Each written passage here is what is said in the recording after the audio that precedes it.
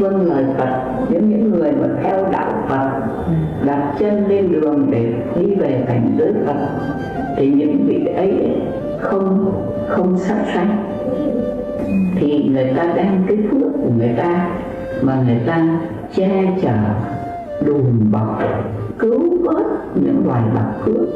Quý vị thấy trong đạo Phật mình các vị đi phóng sanh, đã không giết thì chớ, lại còn mua chuộc cái mạng nó mà thả cho nó sống. Đấy. Thế là đem cái phước của mình mà cứu gỡ cho những loài bạc phước, thì cái phước mà nó có đức.